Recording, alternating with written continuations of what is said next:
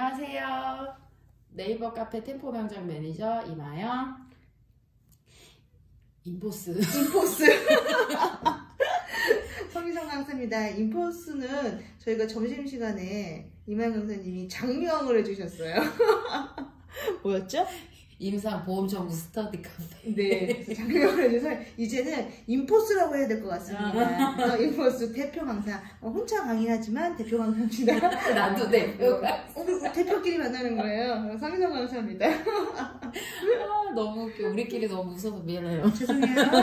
저희 오늘 할 거는 여기 써있죠. 첨상, 직간접, 계상, 타파.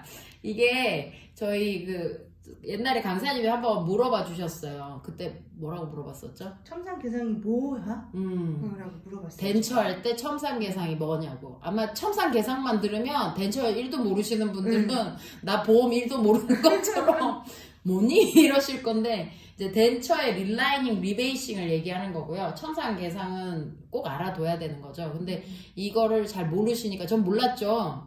보험 청구한다며 이걸로. 한지 8년 됐어요? 그러니까 보험 청구한지는 나도 듣기는 들었는데 뭐 어떻게 하는지도 모르고. 네. 근데 중요한 건 술식을 모른다니 술식을 이제 가르쳐 달라 그래서 저는 그걸 설명을 드릴 거고요. 네. 근데 이게 우연히 작년 강의에서 덴처 강의 들으러 오신 분이 보험이 이런 청구가 되는데 나한테 이게 맞냐고, 직접법 간접법 너무 헷갈린다고 설명해 달라 그러는 거예요.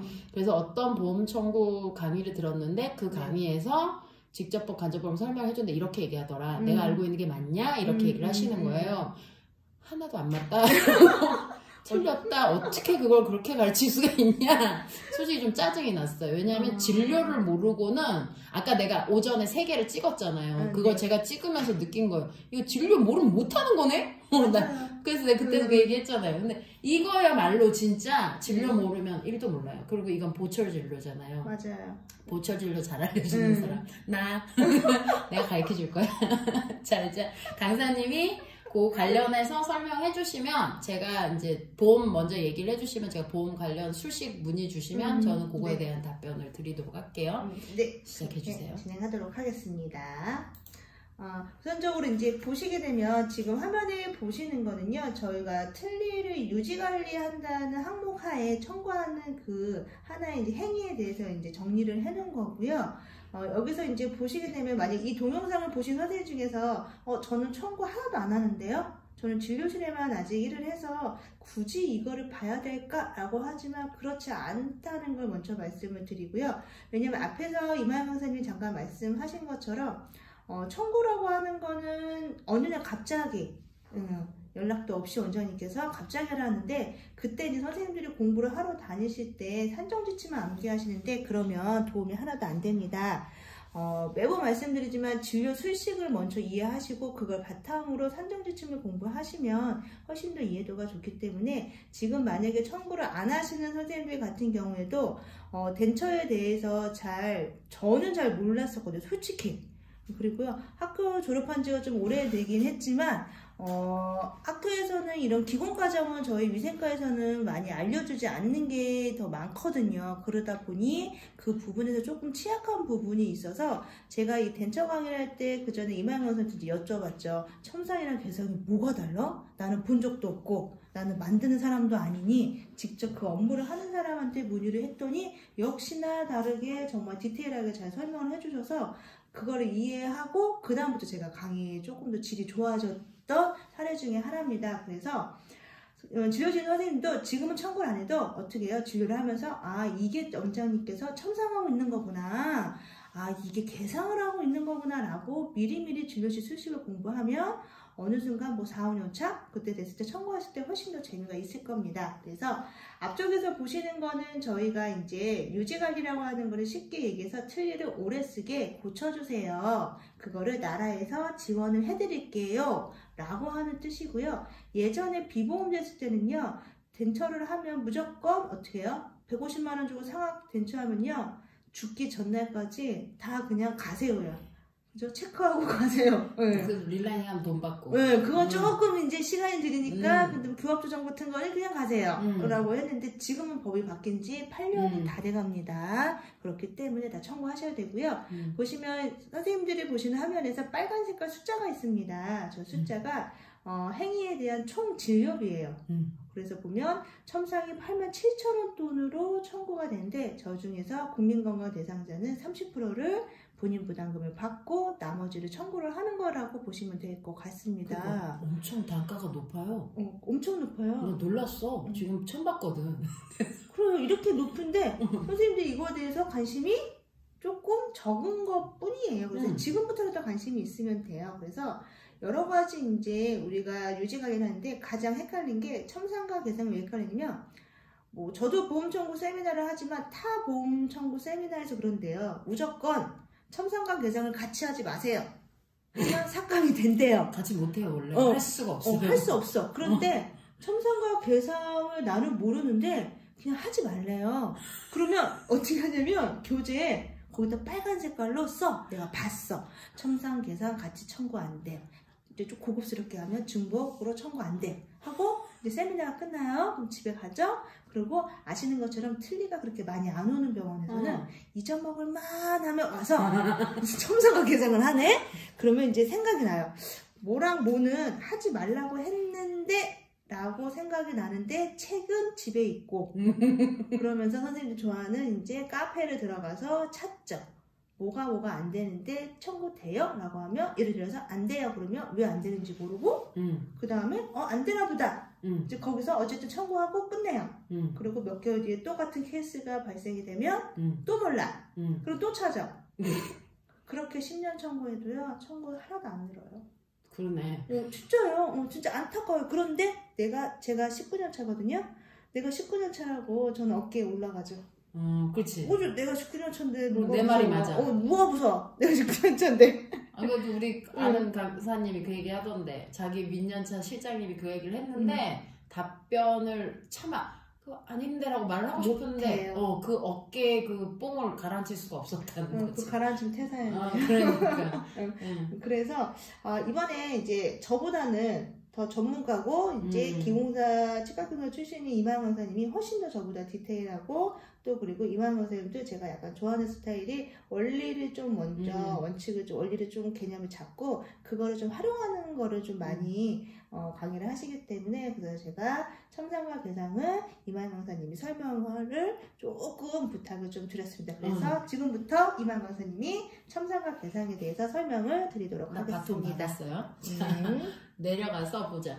지금 틀니 유지관리 행위정의라고 있어요. 이게 보험 심사평가 보험 심평원. 심평원. 이 말 어려워. 심평원에서 이거를 이게 첨상이야, 이게 계상이야 하고 알려주려고 그들이 적어놓은 행위예요. 왜냐면 내가 생각하는 건 단순하게 직접법, 간접법 이런 개념이 아니라 나는 첨상 계상만 알고 있지 이걸 직접법, 간접법까지 나눠서 하는 거는 선생님들이 작년에가 재작년에 그거 알려주면서 제가 알았거든요. 그렇죠. 맞아요. 선생님 그게 뭐예요? 질문하니까 그게 그런 거야? 그거 했니? 왜? 그냥 계상하면 안 돼? 왜 첨상하면 안 돼? 왜 그걸 또 직관적으로 나눴니? 봤더니 술식을 이렇게 적어놨는 거야. 실시 방법에요.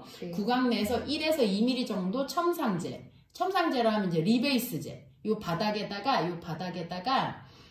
이 잇몸 바닥이잖아요. 잇몸이 여기 닿잖아요. 치조제. 이렇게 유식하게 말해서 잔존 치조제가 덴처의 베이스 부분에 닿아요. 말 더럽게 어려워. 쉽게 말하면 접촉을 하잖아요. 접촉을 하는데 이 부분이 아버지가 쓰시다 보니 잇몸이 덴처랑 직접 닿는데 이 잇몸이 약간 젤리 같은 거랑. 그래서 이 친구가 쓰면서 이 젤리가 조금씩 다른 거지, 잇몸이. 잇몸 뼈랑 같이. 그렇죠. 완전 부드러운 젤리는 아니지만 어쨌든 거기 몰캉몰캉한 그 부분이 자꾸 자극을 받다 보니 잔존치조제가 짧아지는 거죠. 얇아지고 퇴축이라 그러죠. 치은 퇴축이라고. 잇몸이 낮아지는 거예요. 원래는 산처럼 볼록 있었다가 이 친구가 점점 바닥치듯이 누가 마치 내 잇몸을 다리미질을 해놓은 것처럼 뾰족하게 있던 애가 뼈가 없으니까 치아가 없으니까 이렇게 가라앉는 거예요. 치족을 흡수된다는 그렇죠. 표현을 하죠, 저희들끼리. 치족을 퇴축, 흡수 다 같은 이제 표현이 되는 거죠. 그러면 그 상황에서 우리가 이거를 더 대주는 게 우리가 단순하게 생각을 해봐요. 잇몸이 내려가는데 그래서 뭐 왜 대주는데? 아프잖아. 아픈 것보다 사실은 아버지는 안 아파. 빠지나? 빠지는 것보다도 생각보다 버텨. 왜냐하면 잇몸이 내려가면서 덴처 모양에 맞춰서 잇몸이 내려가거든요. 그러니까 적응을 해버려. 그러면 신발 안 맞았을 때 발 변형되는 거랑 똑같아? 그렇지. 그거랑 같은 거야. 야, 이렇게 콜라보를 하는 거야. 그래서 그렇게 해가지고 아까 우리 집 역으로 바뀐 것 같아. 약간 내가 막 계속 물어봤는데 이 상황에서 우리가 그냥 보대면 어떤 일이 벌어지느냐, 이 아버지 입술이 씹혀 들어가요. 말려 들어간다고. 그렇죠. 입술이 말려 들어가면서 씹힌다고. 씹혀서 입술을 씹고 계시는데 이렇게 오셔서 어느 날 갑자기 이게 잇몸이 1년 단위로 내려가시면 그걸 그때 대처를 해주시면 내려가는 속도를 좀 줄일 수 있거든요. 이제 신발이 딱딱 맞아 들어가니까. 근데 이게 아니라 갑자기 이게 잇몸이 어느 날 내려가는데 계속 불편 없이 한 3년 살았는데 어느 날 입술이 말리기 시작하는 거지. 그러면서 씹히면서 와가지고 야 뭐가 잘못됐어. 뭐가 말리고 씹혀. 불편해. 아파. 라고 얘기하면서 근데 입술을 보면 씹힌 자국이 보여요. 근데 이게 사실 예견된 문제였거든. 그래서 아버지는 불편하고 자기가 아프고 피나야 오시거든. 그러니까 이 상황에서 선생님이 뭘 해주느냐 덧대주겠죠. 근데 이게 덧대줄 때 1년째 매년 오셔서 조금씩 덧댄 거랑 그렇지. 갑자기 확 올릴 때랑 틀리겠죠. 뭔가 문제가 생기는데 이게 정확하게 안 맞고 이런 보더도 짧아져 있고 그러니까 헐떡거리는데 뭔가 전반적으로 안 맞는 게 부분 조금씩 안 맞는 게 아니고 전체적으로 뭔가 틀이 안 맞아. 확 안 맞아 버리는 거지. 이게 밀착이 탁 돼줘야 되는데 어중뛰게만. 그래서 릴라이닝을 좀 덧대봤어. 그래도 아버지는 계속 불편하대. 그럼 이럴 때는 릴라이닝을 병원에서만 간단하게 할 수가 없는 상황이 오는 거죠. 그러면 어쩔 수 없이 원장님들이 기억이 나실 거예요. 선생님들 겪어본 적이 있을 거예요. 본을 떠서 기공소를 한번 보내는 일이 있어요. 픽업 떠서? 픽업을 떠서 보내는 그 경우도 있지만 대부분 바닥을 해야 되니까 이 덴처 밑바닥에 인상제를 깔거나 아니면 아예 덴처 바닥, 그러니까 치은 바닥을 그냥 장존 치조제를 그냥 인프를 떠서 그렇게 해서 픽업 뜨는 건 한계가 있어요. 왜냐하면 어디 부러진 건 픽업을 뜨는데 그러니까 유지관리 보수 중에 어디가 프랙처가 나서 거기를 고치려면 픽업을 떠야 돼요. 근데 바닥 전체를 고쳐야 될 때는 잇몸 바닥 전체를 고쳐야 될 때는 인프를 뜨셔야 돼. 전반적으로. 아니면 덴처 밑에다 인상제를 깔아서라도 인프를 뜨셔야 되는 거죠. 그래서 인프를 떠가지고 기공소로 보내면 기공소에서 단순하게 작업을 하는 게 아니라 기공물을 이렇게 교합기에다가 고정을 해가지고 우아래 상황을 봐서 레진을 덧대주고 필요한 작업들을 해주는 거예요. 그러니까 레진을 골고루 한꺼풀만 싹 깔아서 되는 게 아니고 랩핑하듯이 싹 깔아서 되는 게 아니고 이런데 마진이 짧아져 있을 수도 있잖아. 보도 부분. 그러니까 전반적으로 전체적인 교정이 필요할 때, 그것도 좀 대규모 공사가 필요할 때 기공소로 간단 말이죠. 근데 이 대규모 공사가 예를 들면 자연치아 빼고 전반적으로 진짜 이 빨간색 치은 있죠, 여기. 이 부분 덴처의 치은 부인 빨간색을 레진을 다 뜯어내는 경우가 있어요. 아니면 반 이상. 그러니까 여기 덴처 여기 치은 전체 중에 반 정도. 그러니까 정말 진짜 대규모 공사예요. 그래서 그런 경우에 보통 기공소에 보내요, 우리가. 그래서 그 릴라이닝이랑 개상의 차이, 그러니까 첨상하고 개상. 릴라이닝이 첨상, 리베이싱이 개상이에요. 그러니까 첨상과 개상의 차이가 뭐냐 하면 이걸 대공사 전체적인 다 공사를 들어갈 거냐 아니면 가볍게 바닥에 한꺼풀만 깔아줄 거냐 그 차이인 거지. 릴라이닝은 첨가하는 거잖아. 그러니까 얇게 치은 바닥에 한꺼풀만 깔아주는 거예요. 전반적으로 잇몸이 조금 내려갔으니 그걸 전체적으로 돋워주는 거죠. 그래서 레진을 덧대주는 방식인데 이건 구강에서 가능하단 말이에요. 그래서 직접법으로 하죠. 근데 우리가 아는 건 간접법이 없었어, 실제로. 보통 그걸 그냥 기공소에 보내면 리베이싱의 개념으로 개상으로 봤거든요. 개상으로 보냈기 때문에 그걸 분리해서 본 적이 없었던 거예요. 근데 보험에서 무슨 일을 하기 시작했다고요? 보험에서 그걸 분리를 하기 시작했다고. 직접법과 간접법으로. 그래서 내가 이걸 읽어봤더니 직접법은 구강 내에서 1, 2mm 정도 도포를 해서 그냥 우리가 쓰시는 도쿠야마 리베이스 있죠. 도쿠야마 리베이스. 이거 믹스해가지고 얇게 도포해가지고 표면에 싹 깔아주는 거 있죠. 이런 식으로 싹 도배하듯이 깔아서 구강에서 끼고 10분 정도 있다가 제거해서 정리해서 보내는 거. 이건 직접법. 말 그대로 환자한테 직접 하는 거. 근데 여기서 나오는 게 보시면 레진상 완전 틀니 내면의 부적합 부위 아니라 수직 고경이라 그랬죠. 그러니까 입술 씹히는 거야. 입술 씹히는 환자. 그러니까 고경이 원래 이 정도 높이를 유지를 하셔야 되는데 이렇게 잇몸이 내려가 버리셨으니까. 짧아져서요? 그렇죠. 그러니까 입술이 안으로 말려 들어가기 시작하는 거죠. 위아래에서. 합죽이 아시죠? 네. 입술이 약간 물려서 이렇게 헐거워지시는 거지. 주름도 막 생기시면서. 그러니까 이런 상황이 되기. 개구리 입처럼 되는 거. 그렇지. 약간 이렇게 앞으로 튀어나와. 내가 이제 보여주고 싶은. 원래 덴처 강의는 직접 봐야 돼. 근데 이게 한계가 있는 거지. 나 엄청 보면서. 그지? 내 입술 보이네. 입술이 이렇게 있는 게 아니고 이렇게 앞으로 튀어나오는 거야. 이게 앞궁이 이렇게 높이를 유지를 하고 계셔야 되는데 잇몸뼈가 내려가면서 덴처가 이렇게 낮아지신 거죠. 그래서 입술이 말려 들어가는 거죠. 그러니까 할아버지들이 놀리는 거 아니에요? 이해 잘못하시면 안 돼. 그러니까 그만큼 입술이 이제 낮아지니까 고경이 상실이 된 거예요. 그러니까 입술이 말려 들어가는 거죠. 근데 우린 이걸 그냥 계상으로 봤었는데 이들은 뭘 하기 시작했어요?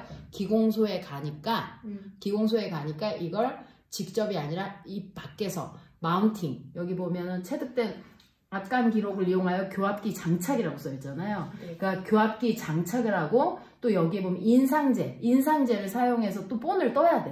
네. 그러니까 인상제를 체득해서 모형을 제작하고 인상을 체득해서 주모형을 제작하고 교합기에 올려서 제작하는 이 방식을 간접법에 넣은 거예요.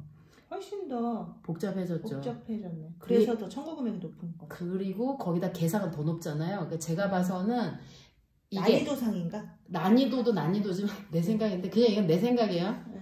돈을 좀 덜 주기 위한 분할을 한 번 더 넣은 것 같아. 그러니까 기공소를 갔다 와서 와서 하는 작업은 다 그렇게 내버리면 단가가 너무 높아지니까 적당히 이것도 기공소 가는 것도 좀 약한 게 있고 좀 센 게 있거든. 분리를 해 놓은 것 같은 느낌이 드는 거죠. 그러면 여기서 간접법에서 이렇게 제작을 하면 우리가 흔히 이걸 계상의 개념으로 봤었거든요. 근데 이제 여기서 말하는 계상은 진짜 계상은 치아를 거의 치아만 남기고 빨간색 의치상은 다 뜯어내버리라는 거지 지금. 빨간색 뜯어내버리고 아니면 반절 이상. 그러니까 굉장히 많은 부위, 완전 큰 대규모 공사를 하는 게 아니면 계상을 할 일이 없는 거죠. 근데 우리가 보통 그 정도 계상을 할 거면 틀니를 새로 만들어요. 맞아요. 왜냐하면 틀니를 했는데 뭐 길이가 너무 짧다던가 보도까지 들어가야 틀니가 쭉 들어가야 되는데 틀니가 끝까지 못 들어갔다던가 이 부분이 짧다는 얘기예요. 여기가 끝까지 못 들어가고 이런 데가 짧다던가 덴처가 겉돌거든요. 그래서 빙빙빙 도니까 그런 것들 잡아주기 위해서 대규모 공사가 들어가요. 그러니까 이 의치상 여기서부터 여기 치은 부위 있죠. 치은 부위가 반절 이상 손실이 돼서 다시 붙여야 될 경우엔 대규모 공사에 속하기 때문에 인프를 전반적으로 다 뜨셔야 돼요. 그래서 이 사람들이 써놓은 게 여기가 포인트일 것 같아요. 보시면 여기 인상제가 들어갈 공간을 잘 보세요. 연질 이장제를 이용하여 인상을 체득해서 주모형을 하는데 이게 어떻게 하냐면 그 바닥에다가요. 여기 아까 써있었는데 봤는데 여기 있다. 교합기 인상제를 제거하고 해당 공간에 자가중합격 혹은 열중합격 레진으로 첨상을 한다 했잖아요. 이게 말 더럽게 어렵거든요. 잘 알아들어야 돼요. 인상제를 제거를 하라 그랬어요. 우리가 그냥 인프를 뜨면 인상제 제거할 일이 없지. 근데 왜 인상제 제거란 표현을 썼어요? 틀니에다가 직접 인상제를 바른 거야. 틀니에 직접 인상제를 이걸 이제 교자 인상 비슷하게 이렇게 뜰 때가 있어. 말 더럽게 어려운 말 너무 많이 나가. 미안한데 잘 들어봐요. 이 덴처 바닥에다가 인상제를 얇게 깔어. 그리고 구강에 끼워. 그리고 인프를 떠서 이 덴처의 인상제가 굳은 채에서 붙어있는 채로 보내는 거지. 이해됐어요. 그럼 거기에다가 석고를 부어서 제작을 하는 거예요. 왜냐면 바닥에 조금 이상이 생겼는데 구강에서 해결하기는 좀 어려울 것 같아. 그래서 구강 밖에서 해결할 건데 완전히 인프를 뜨진 않을 거야. 새로 처음 틀니 만드는 것처럼. 완전히 인프를 뜨지는 않고 네가 쓰고 있는 이 덴처에다가 인상제를 조금 발라서 인상을 뜰 거야. 그러면 그 공간만큼 인상제가 들어가 있는 그렇죠. 인상제 없는 만큼. 그래서 여기 표현에 인상제를 제거하고 해당 공간에 자가중합형 혹은 히트 큐링 열중합 레진으로 갖다 넣어준다. 덴처 레진 빨간색 레진으로 넣어준다. 그 뜻이거든요. 네. 그러니까 이거는 저기 첨상에서 릴라이닝에서 간접법은 뭐가 포인트예요? 여기에다가 인상을 붓는 거야. 인상제를 여기다가 넣어서 해서 하는 그 과정을 얘기하는 거고 이 과정 없이 그냥 인프를 떠서 기공소에서 보내서 교합기를 똑같이 올려. 네. 과정이 큰 차이는 없어요. 만드는 과정은. 그러면 걔는 계상이 되는 거지. 그러니까 인프를 얼만큼 뜨느냐에 따라서 계상과 첨상, 간접법이 나뉘어진다. 그렇게 생각하시면 돼요. 이 말하려면 이렇게 설명을 많이 했어. 나 한참 한 것 같아. 근데 좀 어렵죠? 쉽진 않아요. 어려워요. 쉽진 않은데 이해를 하려면 저 글만 읽고 이해하는 것조차도 사실 힘드실 거예요. 지금 이 정도 설명을 한 거예요. 그러니까 그만큼 덴처가 어렵거든. 그래서 기억해요. 한 번만 더 설명할게요. 얇게 한 번 까는 거 릴라이닝 직접법. 구강에서 하기죠. 그러니까 직접법. 간접은 여기 덴처에다가 인상제 깔고 구강에 체득해서 빼내서 그 인상제 두께만큼 레진으로 바꿔주는 거야. 오케이. 그게 간접법. 네. 그럼 계상은 뭐다? 인프 세로 떠.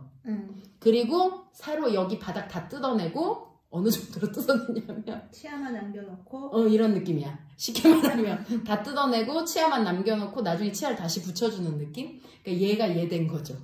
없던 애 있네? 없네? 그 있죠. 그런 느낌으로. 저 정도로 대공사 들어가는 거죠. 훨씬 더 범위가 넓은 게 계상이기 때문에 그래서 첨상과 계상을 같이 청구했을 때 이게 범위만 틀린 거지 어쨌든 비슷한 라인으로 보면 돼요. 비슷한 라인인데 생각을 해봐요. 첫날 내가 첨상을 해서 조금만 발랐어. 네. 그 같이 첨가하면 안 된다 그랬잖아요. 네. 근데 이걸 같이 직접으로 구강에서 해서 보냈는데 그날 다시 왔어. 그래갖고 속을 다 뜯어내고 새로 했어. 이거는 미스죠. 원장님이 오판단을 하시게 되는 거죠. 그런 진료를 청구하지는 않잖아요. 이게 말이 안 되는 거죠, 사실. 동시에 진행할 수가 없어요. 왜냐하면 계상은 구강에서 못하니까 기공소를 가죠. 3박 4일. 맞아요. 네, 그 정도 시간이에요. 짧아도 2박 3일이 걸리는데 어떻게 그걸 같이 진행을 해요? 말이 안 되는 거지. 그러니까 직접법하고도 더더욱 말이 안 되는 거고 게다가 구강에다가 체크를 했어. 만약에 간접법이라고 생각해봐. 구강에서 체크를 했어요. 그래서 이제 꺼내갖고 기공소에 가서 교합기 똑같이 장착했어. 근데 인상이 다르잖아. 그렇지. 하나는 전체 인상이고 하나는 반 덴처에다 붙여서 하는 인상인데 그걸 어떻게 해요? 말이 안 되는 거지. 진료가 다른 건데.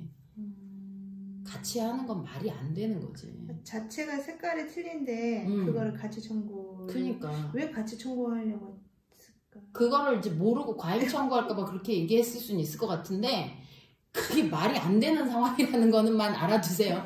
그냥 그들은 그게 아니라고 지침이 떨어져서 그렇게 말했을지 모르지만 진료 술식적으로 봤을 때 같이 하는 건 말이 안 되는 얘기예요. 그걸 어떻게 같이 해? 내용이 다른 건데. 그러니까 그 개념으로 이해하시라고. 그래도 이해 안 가면 어떻게 해요? 네이버 카페 템포 명장에 글을 남기도록 하세요. 그럼 또 해줄 거야. 징글징글하게 해줄 거야. 그러니까 단가가 이렇게 차이 나지. 훨씬 비싸요, 계산은. 그러니까. 아, 재밌네. 재밌죠. 그래서 계상은 임상에서는 거의 저는 한 번도 못 봤고요. 그러니까요. 할 수가 없어요. 할 일도 없고. 새로 하라고 그래서 실제적으로 청구상 계상은 거의 없어요. 선생님, 이 돈을 들이면 새로 하는 게 낫지 않아요? 그러니까. 그런데 병원에서는 이제 이게 승인을 하는 작업에서 연일에서 승인을 하다 보니까 나중에 지금 11월이 다 돼가잖아요. 네. 11월 다 되면 이제 나머지 다 쓰고 승인할 게 없으면 계상이 남거든요. 그러니까 마지막에 남는 게 계상이니까 이제 할 게 없어. 그러니까 선생님들이 계상을 승인을 받아서 청구를 해요. 그러니까 목적은 똑같거든. 이렇게 얇게 돋워줘서 이 내 덴처 속을 채우자는 건데 조금 채웠는데 우리가 해봤는데 안 돼서 2번 채웠어가 돼버리는 거기 때문에 중복으로 진료를 한 거예요. 사실 둘 중 어느 거 하나든 선택을 해서 하면 제대로만 하면 되는데 판단 미스인 거잖아. 그렇게 치면. 그렇죠. 원장님 바보 만드는 거야. 그 진료는. 진짜 미스인데 그거를 그러니까. 말은 할 수는 없고. 그러니까. 그 2개 청구하는 건 말이 안 되는 거죠. 연일회가 맞는 거예요, 저거. 왜냐하면 잇몸이 연일회 한 번씩 릴라이닝을 하게 돼 있어요. 그렇게 많이 내려가는 게 아니기 때문에. 그래서 횟수가 연일에 한 번만. 많이 할 수가 없어요. 잇몸이 매달 조금씩 더 내려가는 게 아니에요. 합쳐서 1년에 겨우 0점 몇 미리, 1mm 겨우 내려갈까 말까. 근데 그걸 2번씩 왜 채워? 환자 개고생하게. 그러니까. 그러게. 그래서 저 연일회나 조합조정은 연 4회인데 저게 나라에서 저희가 나라에서 왜 저렇게 했을까라는 것까지 어떻게 보면 그냥 쉽게 얘기해서 얼버무려서 만든 게 아니라 나름 이제 진료 술식과 환자의 구강이 어떻게 변하니 그거에 맞게 이제 진료 산정 지침을 만들어 놓은 거고 그거를 너희들이 이렇게 청구를 해라 라고 틀을 만들어준 게 산정지침인 거잖아.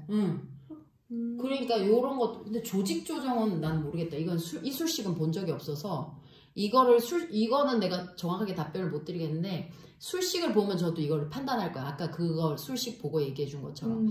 근데 이건 나중에 혹시 기회가 되면 제가 하도록 하고, 의치상 수리 중에 이제 부서지거나, 인공치 같은 게도 연2회라고 써 있네요. 그러니까 이게 치아 빠지는 경우가 있어요. 근데 한 번만 빠지는 게 아니고, 어떤 분들은 같은 자리에 두어 번 빠질 때도 있어요. 그래서 아마 그런 식으로 횟수에 대비 뭔 조사를 한 것 같긴 해. 그냥 한 것 같지는 않아.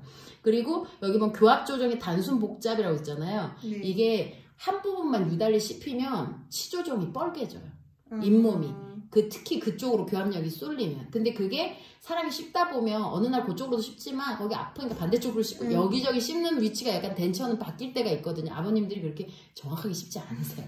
그러다 보면 군데군데가 뻘겋게 일어나세요. 근데 그거를 달랑 한번 와서 살짝 치는 건데 그냥 단 1년에 한 번 조정하기엔 저 사실 연 4회도 찍은 거예요. 그렇죠. 그렇다고 보험 청구를 계속 해드릴 수는 없으니까 아마 한계가 있어서 저 정도 선에서 마무리를 해놓은 것 같아. 그리고 복잡 같은 경우는 전반적으로 하는 거니까 어쨌든 저는 횟수가 아마 술식을 보면 횟수가 굉장히 복잡할 거고 술식이. 클라스프는 저 개념은 조금 난 애매한 게 단순 복잡이라고 해놨잖아요. 나도 여기서 할 말이 생기는구나. 근데 난 이것만 얘기해 주려고 했는데 클라스프 수리는요, 기본적으로 클라스프는 레스트 쉿이나 뭐 어떤 클라스프에 그 연결된 장치들이 있어요. 이렇게 감싸 안은 스타일이거든. 그럼 이 클라스프에 달려있는 게 세 가지가 있어. 버클의 라인 하나 지나가고, 링간의 라인 지나가고, 교환면의 라인이 또 하나가 이렇게 볼록 나와 있거든. 클라스프가 위에서 보면. 그럼 이 클라스프에서 여기가 부러져 버리면 이거 못 써요. 맞아요. 근데 수리는 가능해요. 그래서 수리로 넣을 수는 있어요. 그치만 얼마 못 가요. 그래서 이걸 해주고 놓고 보험이라고 대충 한 거 아니냐 오히려 욕 들으실 수 있어요. 그러니까 꼭 설명하셔야 돼요. 이거 부러지면 작살나요. 그냥 못 쓰는 거예요, 사실은. 특히 제일 무서운 애가 여기 레스트쉿. 대가리에 교환면에 올라가는 그 뾰족하게 튀어나온 그놈이 가장 문제거든요. 그거 부러지면 주변 치연 다 무너져요. 찢어지고. 그래서 꼭 조심하셔야 되는데 그런 것들도 고칠 수 있어요. 6개월 안에 다시 박살나는 경우가 많아요. 심하면 3개월 안에도 박살이 나고요. 큰 의미 없어요. 그냥 덴처 새로 하시는 게 나아요. 그렇지만 불구하고 이분이 그래도 미련이라는 게 있을 거기 때문에 한 번 정도는 저렇게 해줄 수 있다면 저것도 괜찮은 청구인 것 같아요. 근데 생각보다 구성이 짜임새가 있다. 나름 있어요. 그냥 만들지 않았죠. 그러니까. 그러니까 나도 이렇게 보고는 이유 있게 만들었네 생각이 드는 거야. 우리는 잘 모르니까 뭐야? 난 아까 이것만 봤거든. 근데 밑을 보니까 연이 저것도 알아야 되는구나 그 생각이 드네요. 순간. 알면 훨씬 더 이해가 빠르죠. 그러니까 나 그래서 필요한 설명 다 했어요. 마무리하세요. 이제 강사님이 마무리하세요.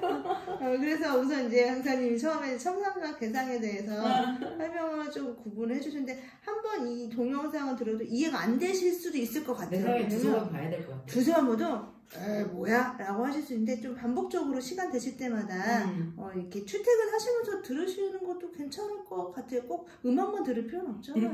그리고 동영상에 꼭 사람 얼굴이 나올 필요는 없습니다. 그래서 앞쪽에서 했던 금방 이제 유지관리를 하는데 그 유지관리는 무상과 유상으로 나눠지고요. 이제 무상 같은 경우에는 이제 그 해당 병원에서 단계별 청구를 하신 병원만 가능하고요. 그 다음 유상 같은 경우는 어떻게 해요? 타 의원에서 한 것도 가능합니다. 근데 이거를 이제 오해하시는 경우가 있기 때문에 65세만 되고 보험되는 틀린 모양만 되면 유상으로 되고요. 어쨌든 무상과 유상이 시간이 지나면요 다 유상관리가 된다는 거예요. 무조건 유상관리입니다. 그래서 선생님들 술식을 조금 더 잘 보시면 가장 더 좋지 않을까라고 보셔서 매번 제가 틀니 세미나를 할 때마다 어떤 게 가장 어려워요? 라고 물어보면 유지관리가 어려워요? 라는 답변을 너무 많이 듣기 때문에 그거를 이번 시간에 한번 좀 정리를 좀 해보시고요. 산정지침을 보시면 단어 너무 어려워요. 연질 이정제 이해가 안 돼. 연질 이정제? 연질 티슈 컨디셔너. 그러니까 근데 그 단어가 이해가 안 되니까 책을 보면 하품을 하고 그냥 넘겨. 선생님 그런 것 같아요. 그러니까 보험체계 보면 한 2페이지밖에 안 돼요. 틀니가. 근데 너무 어려운데 단가는 너무 세. 덴처는 덴처 특강을 들어야지. 덴처 특강. 그래서 덴처를 어느 정도 수식을 이만영 선생님께 특강을 하시니까, 왜냐면 이제 저는 기공사가 아니기 때문에 저도 한계가 있어요. 그런 부분은 또 전문가한테 공부를 하셔서 채워나가시는 거예요. 그래서 이제 그렇게 좀 정리를 하는 시간이 이번에 됐으면 좋겠습니다. 그래서 오늘 특강은 여기까지입니다. 고생하셨습니다. 감사합니다. 네.